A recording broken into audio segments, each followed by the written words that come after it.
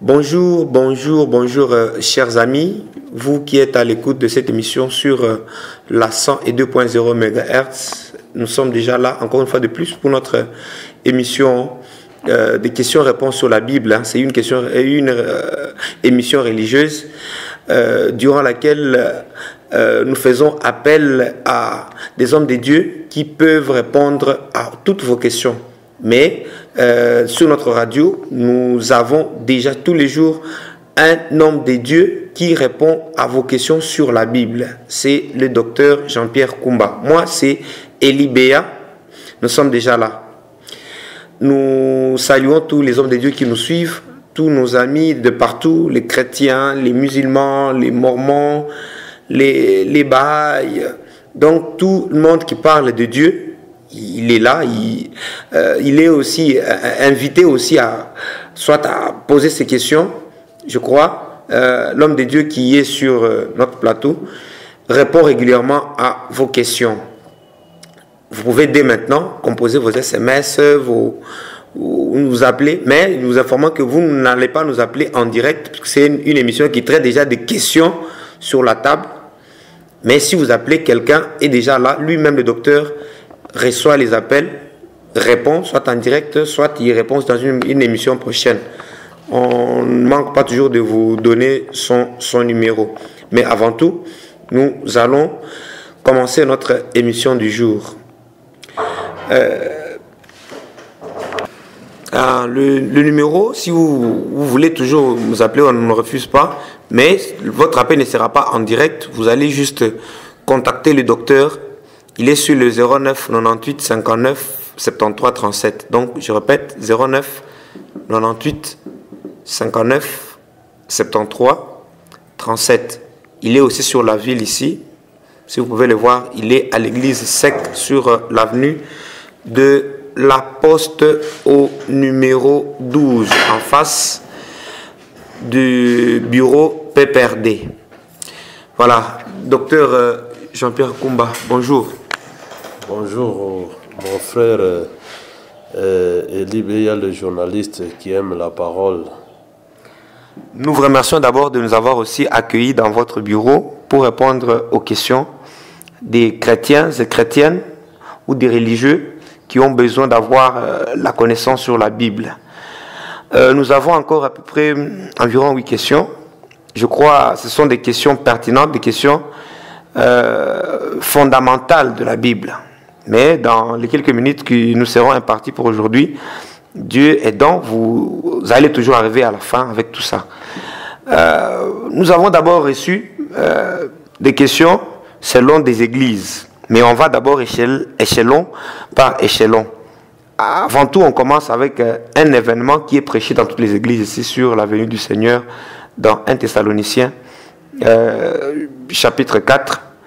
On parle des morts qui vont ressusciter, on parle des gens qui seront en vie, qui seront enlevés, changés, enlevés.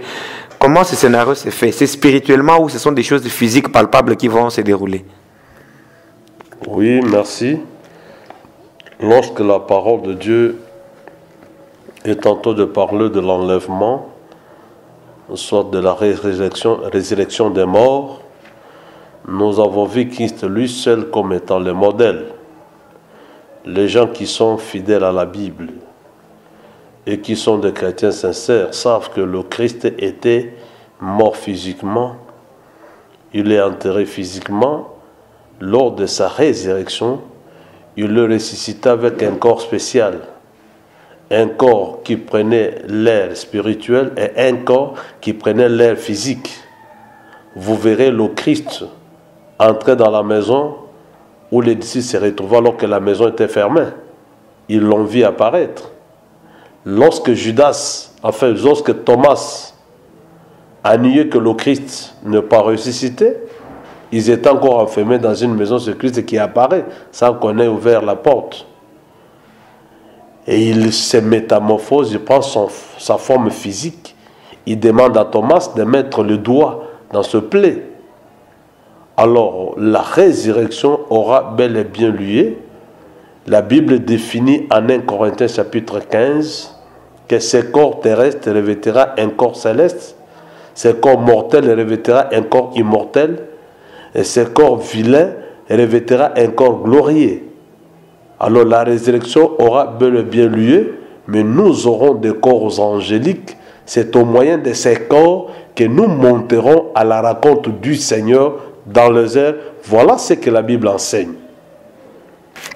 Donc, docteur, vous voulez dire que à ce moment-là, ce qui est prévu dans 1 Thessaloniciens, il y aura ceux qui vont ressusciter à ce moment-là et ceux qui ne ressusciteront pas à ce moment-là. Donc, il y a une classe de personnes qui vont ressusciter à ce jour-là et les autres ne ressusciteront pas.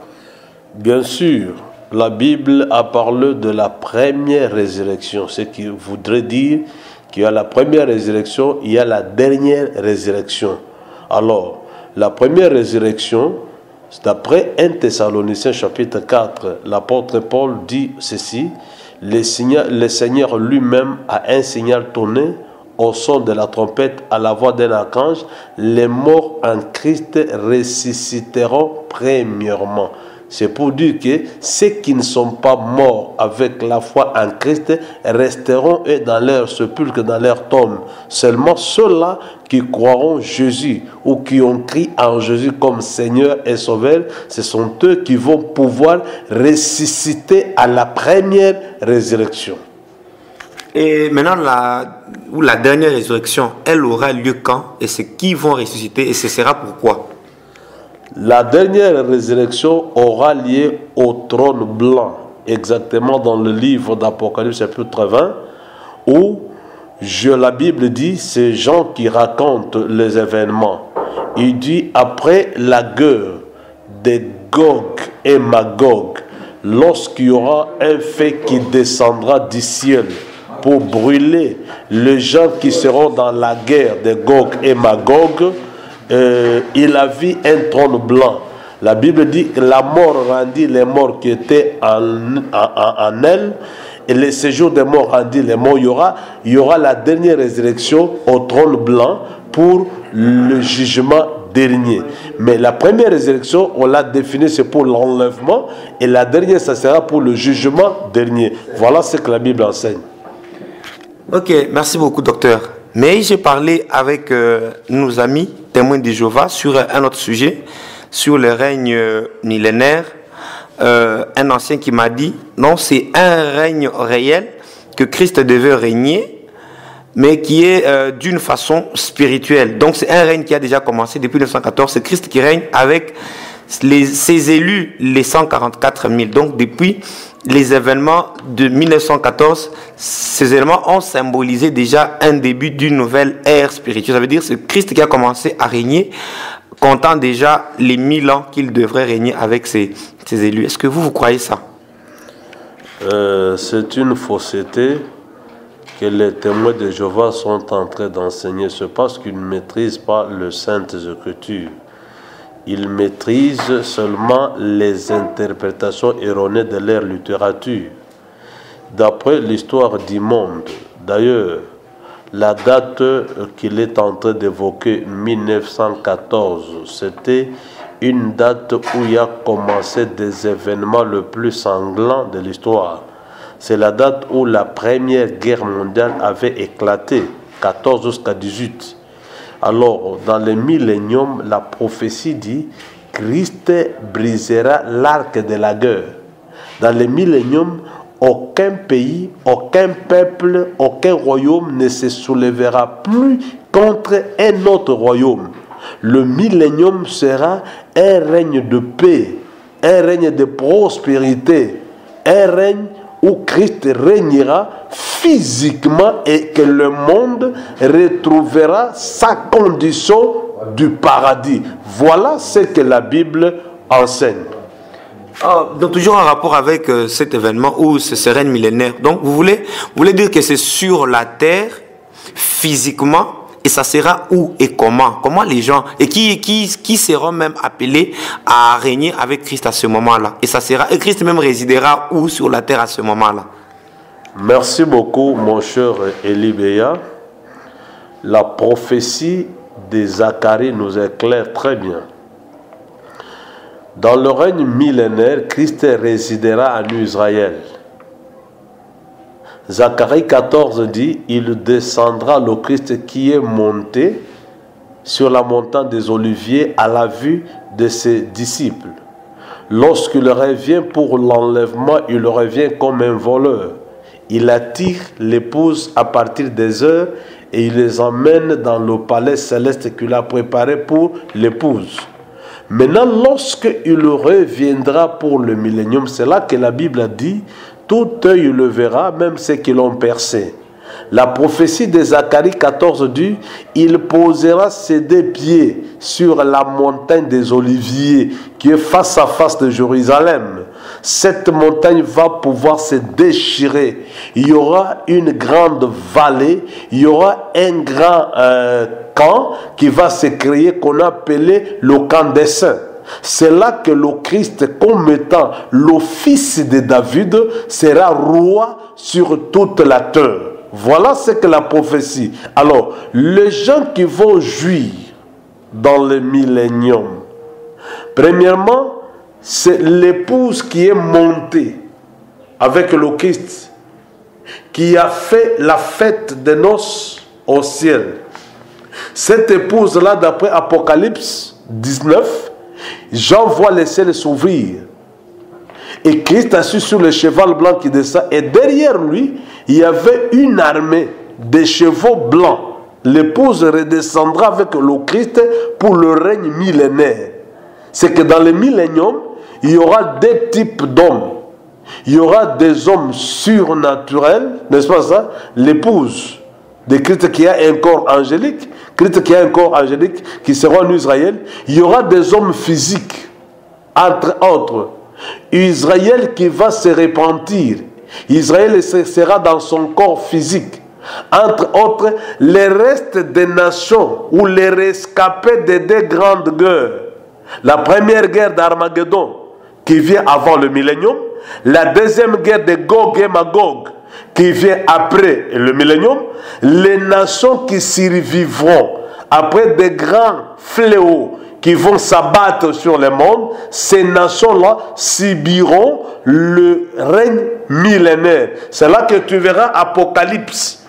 Enfin, Zacharie 14 dire que toutes les nations qui survivront iront en Israël chaque le 15 du 7e mois pour célébrer la fête des tabernacles. La prophétie dit, si la famille de l'Égypte, si les Égyptiens ne vont pas en Israël pour célébrer la fête des tabernacles, la pluie ne descendra pas ou la pluie ne pleuvra jamais sur l'Égypte.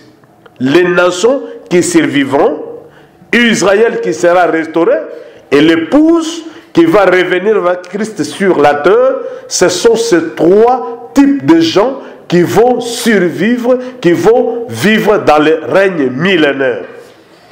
Ok, merci beaucoup, docteur.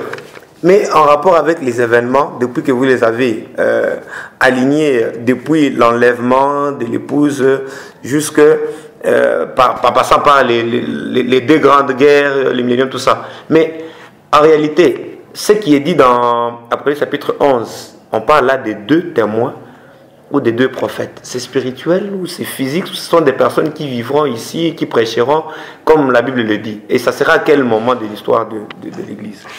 Les deux témoins viennent après l'enlèvement de l'Église. Et les deux témoins ne seront pas ailleurs, ils seront en Israël.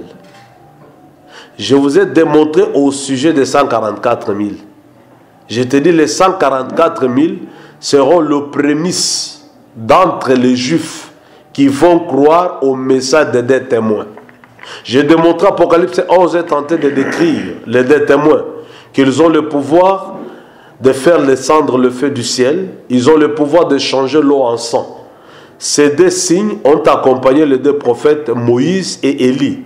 Ce sont eux-mêmes qui ont été manifestés à la montagne de la transfiguration, lorsque Jésus a été transfiguré, et le moment qu'il est allé avec les trois disciples Jean, Pierre et Jacques.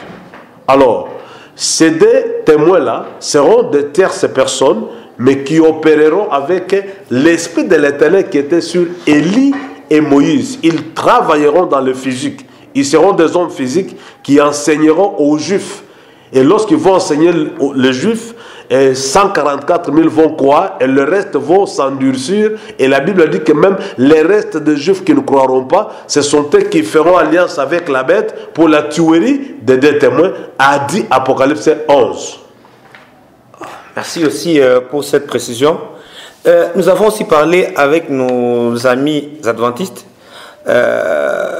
C'est pas sur les milléniums. Le millénium, ce sont les témoins de Jéhovah qui avaient donné leur version, c'est lorsque vous avez donné, qui n'a pas vraiment tenu pied. Mais selon les adventistes, il y a une prophétie qui est en train de s'accomplir aujourd'hui. Selon Apocalypse chapitre 14 au 6e verset, la prophétesse Ellen White avait vu ces trois anges qui sont cités ici en train d'évangéliser, de faire leurs actions aujourd'hui et contiennent un grand message aujourd'hui. Leur travail contient aujourd'hui un grand message qui est proclamé par les adventistes. Mais vous, l'accomplissement d'Apocalypse chapitre 14 ici, c'est aujourd'hui ou un futur? Est-ce que ces anges peuvent être les évangélistes, les grands évangélistes adventistes aujourd'hui, ou c'est le contraire? Merci, bien-aimé. Lorsque nous lisons le message des trois anges dont tu le parlais dans Apocalypse 14, nous pouvons lire pour la bonne compréhension: je vis un autre ange qui volait par le milieu du ciel, ayant un évangile éternel pour l'annoncer aux habitants de la terre, et à toute nation, et à toute tribu, à toute langue, et à tout peuple. Il disait d'une voix forte: craignez Dieu et donnez-lui gloire, car l'heure de son jugement est venue, et adorez celui qui a fait le ciel et la terre et la mer et les sources d'eau.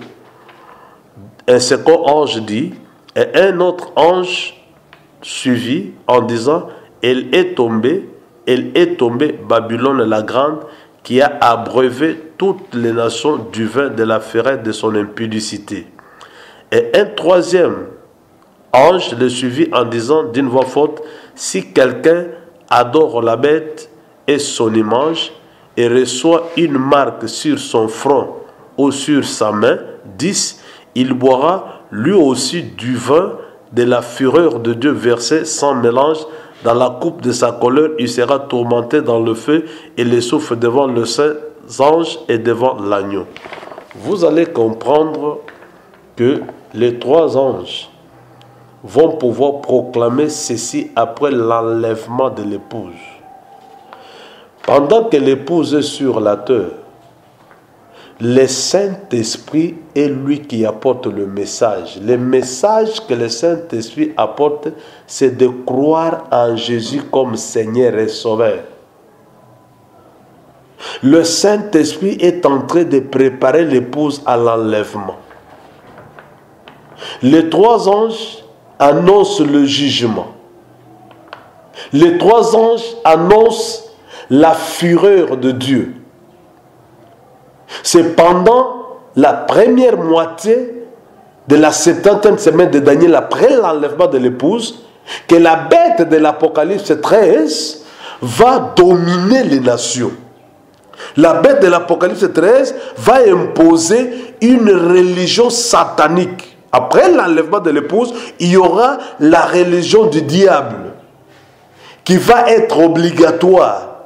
Tout celui qui restera sur la terre, après l'enlèvement de l'épouse, sera obligé de vénérer la bête de l'Apocalypse 13, de recevoir le marque de la bête. Le marque de la bête, ou la marque de la bête enfin, c'est 666. Ellen White, qui ne maîtrise rien de la prophétie, il appelle la marque de la bête comme le fait d'adorer le dimanche. Qui appelle le dimanche, n'est-ce pas ça, comme étant 666. Quelle confusion! Alors, voilà la vérité. 666, c'est le chiffre de la bête. 6 symbolise l'imperfection. 3 symbolise le témoignage. Alors, après l'enlèvement de l'épouse, il y aura un roi qui s'élèvera sur la terre, qui dominera toute la terre. Et il y aura une seule religion. Et tous ceux qui vont adhérer à cette religion, ils vont recevoir la marque de la bête. C'est à ces gens-là ou aux habitants de la terre qu'on parle, qui continueront à habiter la terre après la montée de l'épouse au ciel. Que les anges, le premier dit, si quelqu'un adore la bête, il boira la colère. Qu'un ange dit, adorez Dieu, n'adorez pas la bête. Qu'un autre ange dit, elle est tombée la grande Babylone. La grande Babylone sera le quartier général de cette bête de l'Apocalypse 13. Ce sont des prophéties qui se réalisent après l'enlèvement de l'épouse. L'épouse a un message aujourd'hui, c'est de croire en Jésus comme Seigneur et Sauveur, recevoir le Saint-Esprit, recevoir le baptême du Saint-Esprit pour être enlevé. Voilà la vérité biblique. Ah, merci beaucoup, docteur. Toujours dans l'Apocalypse, il y a aussi une autre prophétie que Jean voit, un grand signe qui est apparu dans le ciel. Il y a une femme enveloppée du soleil, ainsi, et il y a aussi un grand dragon qui va chercher à mettre fin à la vie, je ne sais pas, de l'enfant. Vous êtes docteur de la loi, vous savez ce que veut dire cette prophétie-là. Je crois que c'est dans Apocalypse, au 12e chapitre. C'est Apocalypse chapitre 12. C'est symbolique, c'est une femme carrément physique, c'est un symbole, ou ça signifie exactement quoi selon vous? Merci beaucoup. La femme de l'Apocalypse 12 est justement un symbole de la grâce de Dieu qui est symbolisée comme étant une femme. Nous appuyons cela avec les écrits de l'apôtre Paul, exactement en Galates chapitre 4, où Paul est en train d'identifier des femmes. Il dit Abraham a eu deux femmes, l'une s'appelait Agar, l'image de l'ancienne alliance, l'autre s'appelait Sarah, l'image de la nouvelle alliance. Il appelle Ismaël comme Israël physique, qui était né selon la chair. Il appelle Isaac comme l'Église, qui est notre mère. Or, Isaac est né de Sarah, qui est l'image de la grâce. Cette femme enveloppée du soleil.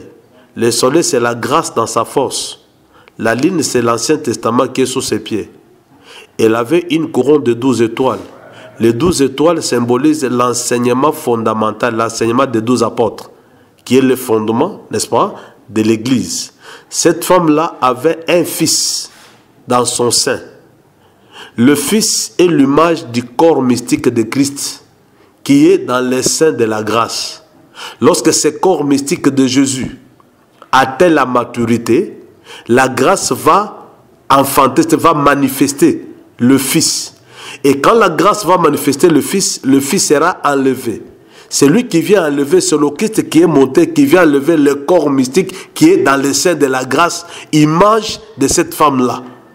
Voilà ce qu'il y a là.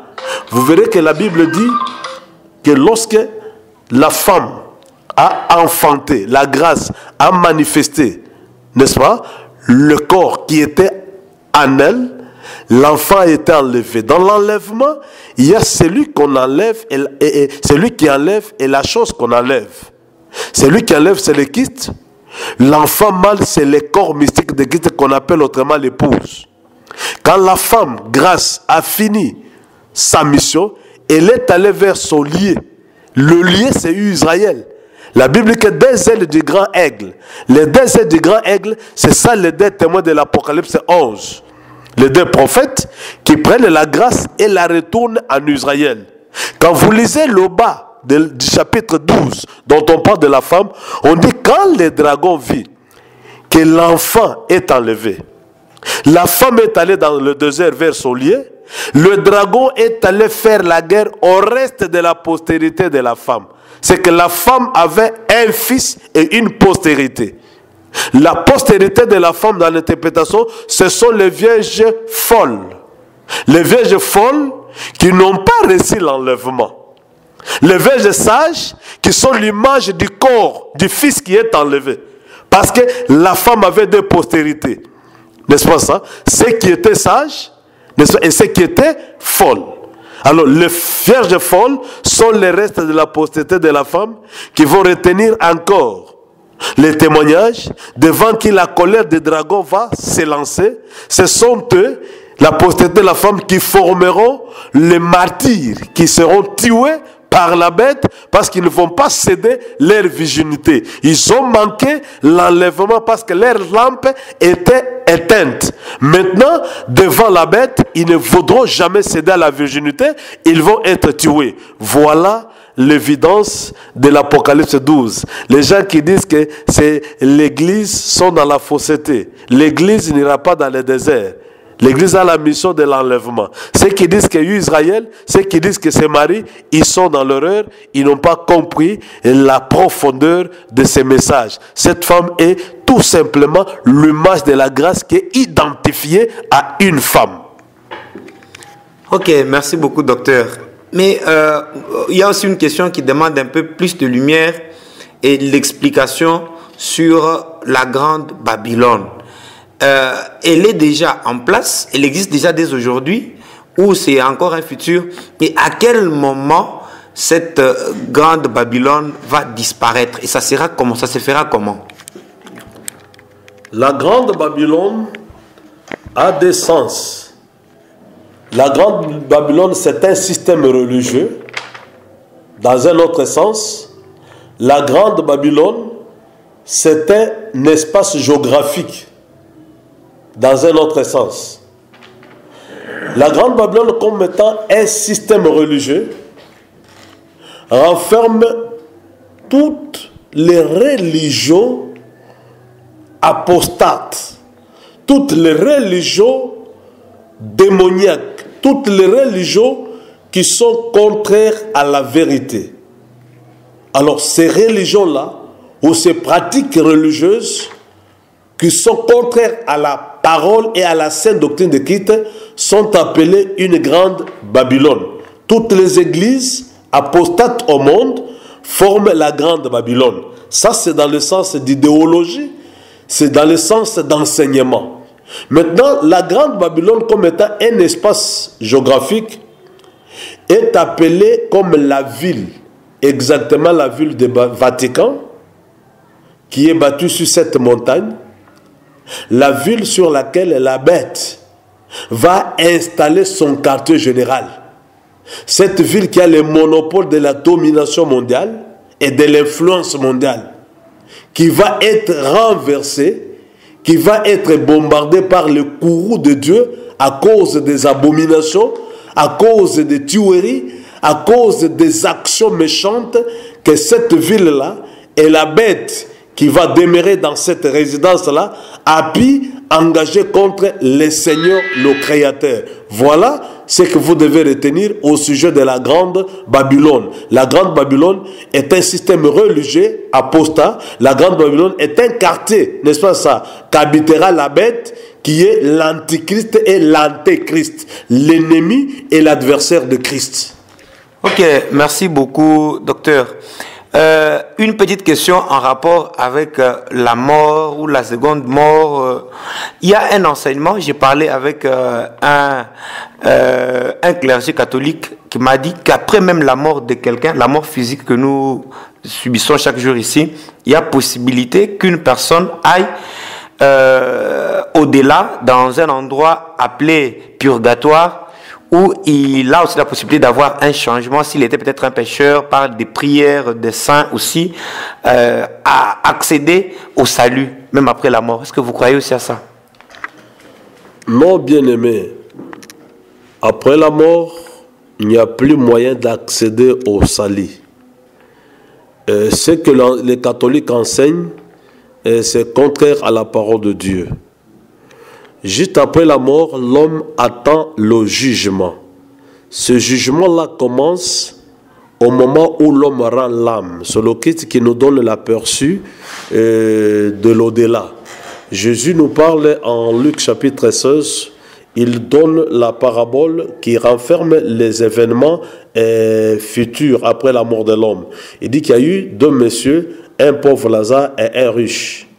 Le riche n'avait pas cru en Jésus, il n'entrait pas à l'église, il n'avait pas la foi. Le pauvre Lazare, quoique pauvre, il avait cru.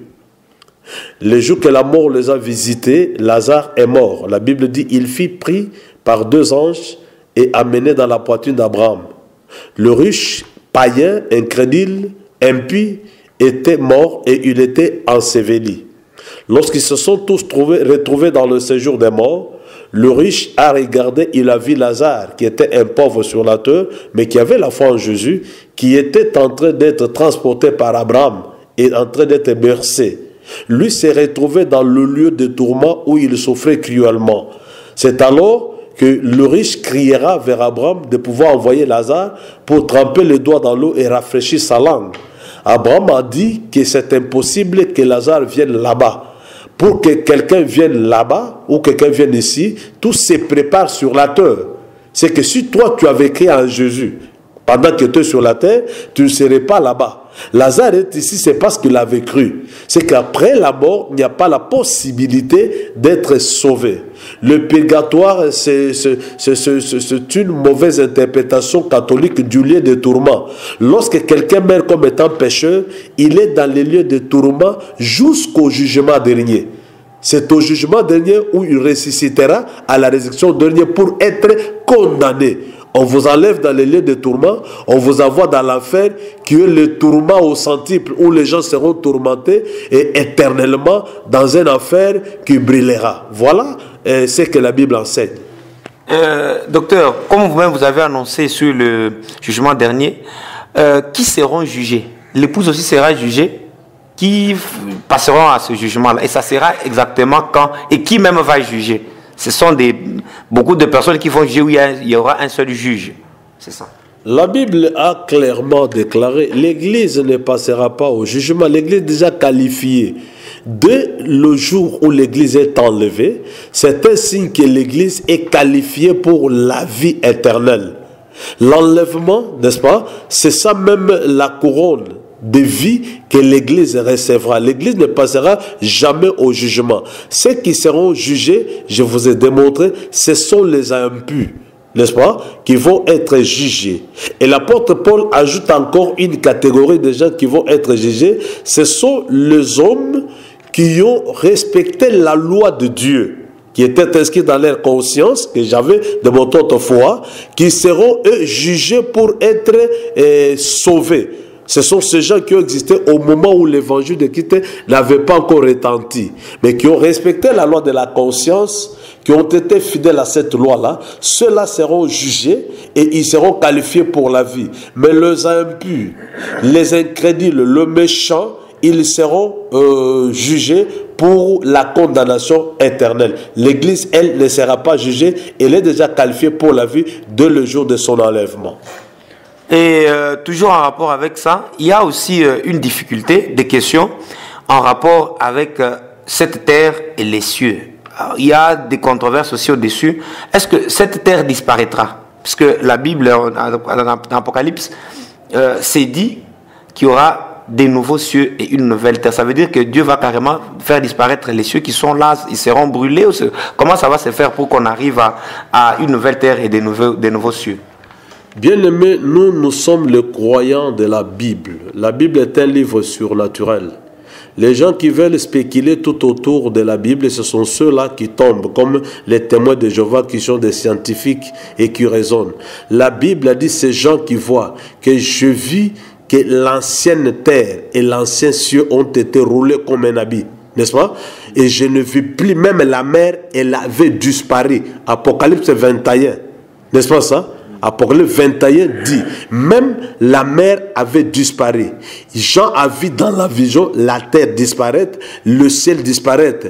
Il a vu un nouveau ciel, une nouvelle terre.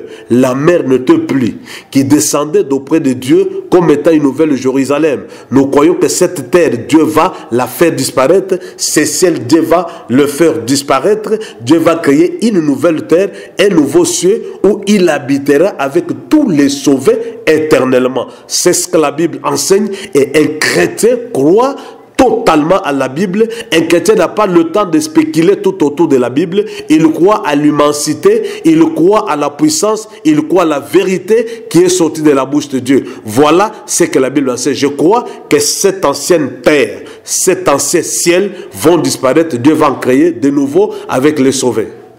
Oui, merci docteur.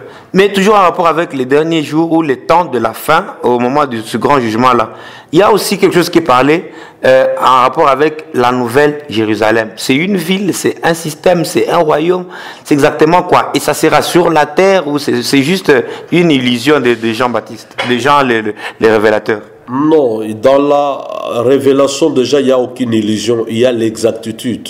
La nouvelle Jérusalem sera juste la nomination ou le nom nouveau qu'on va octroyer à la nouvelle terre et au nouveau ciel, n'est-ce pas ça, que Dieu va créer pour y habiter avec nous qui sommes sauvés. Parce que quand vous lisez Apocalypse 22, Jean dit, je n'ai pas vu de temple, n'est-ce pas ça, dans la nouvelle Jérusalem, Dieu et Christ étaient le temple. Est-ce que vous comprenez? C'est que Dieu habitera dans cette nouvelle Jérusalem, n'est-ce pas, qui est la nouvelle nomination, n'est-ce pas, du nouveau ciel et de la nouvelle terre, parce que la Bible dit Dieu va faire toutes choses neuves pour que nous y habitons éternellement. Voilà ce que la Bible enseigne.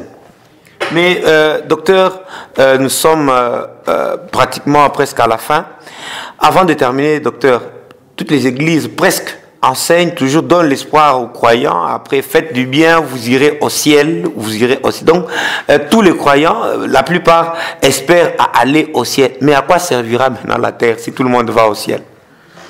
Je t'ai montré que la Bible dit que la terre va être enraillée, n'est-ce pas? Le ciel va être enraillé. Je t'ai démontré que Dieu créera une nouvelle terre. Lorsqu'on parle aller au ciel, c'est encore une expression dans un autre sens. Il y a le ciel réel où nous allons par rapport à l'enlèvement, n'est-ce pas? Il y a aussi un langage du ciel.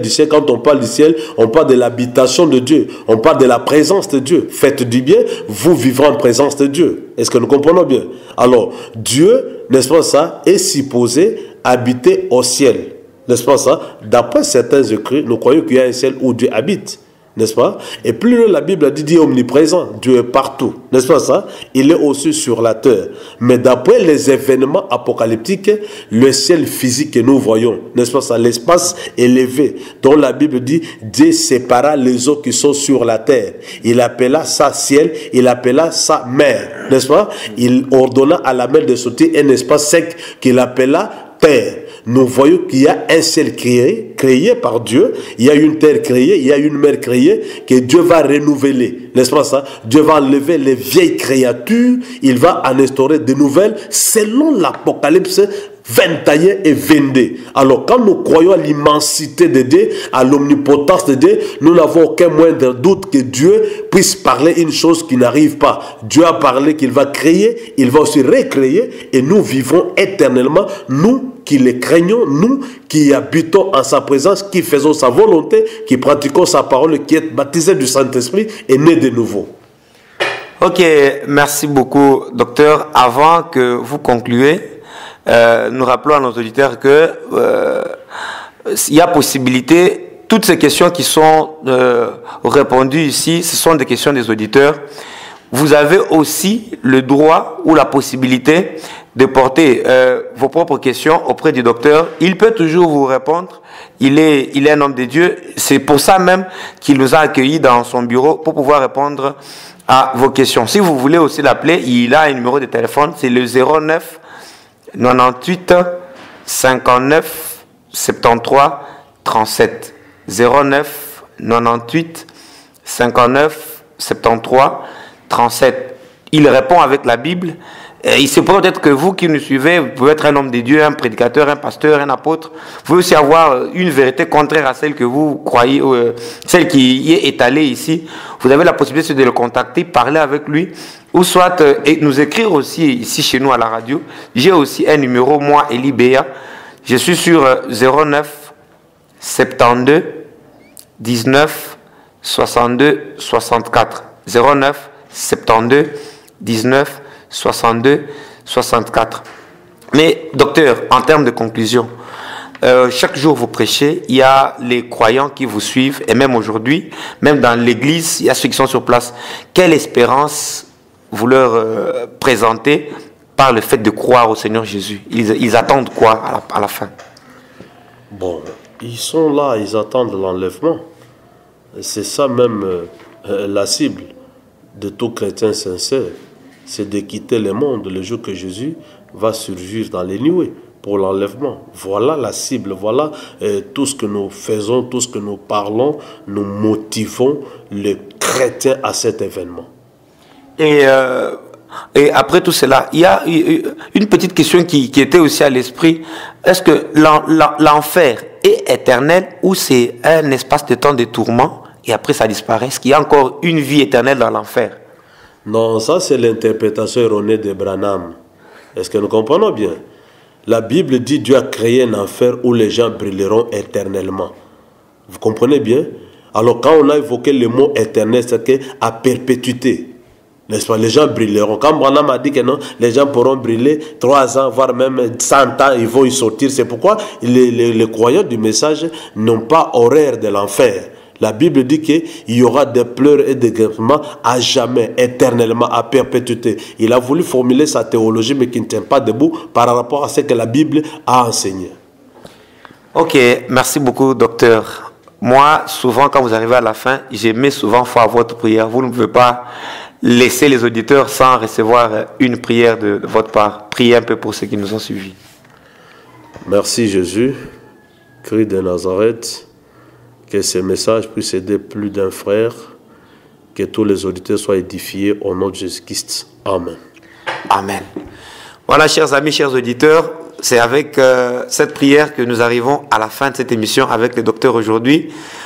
Ces questions, ce sont les questions peut-être que d'autres hommes de Dieu n'arrivent même pas à faire face. Il y a même ceux qui craignent d'exploiter ces questions. C'est pourquoi nous avons eu un homme de Dieu qui a tout fait avec la grâce de Dieu qui lui a été accordée de répondre à ces questions. Je crois, s'il y a d'autres questions, même plus que celle-ci, il est toujours prêt à vous répondre. Je vous rappelle aussi son numéro, si vous pouvez toujours l'appeler. J'ai dit son numéro est le 09, c'est le 09 98 59 73 37. Le mien, moi, Eli Béa, mon numéro c'est le 09 72 19 62 64. Vous suiviez l'émission religieuse, les questions-réponses sur la Bible avec le docteur Jean-Pierre Koumba de l'église SEC Centre ici à Tchikap.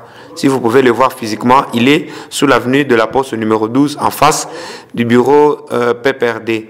À l'église là, son bureau est là, vous pouvez le voir.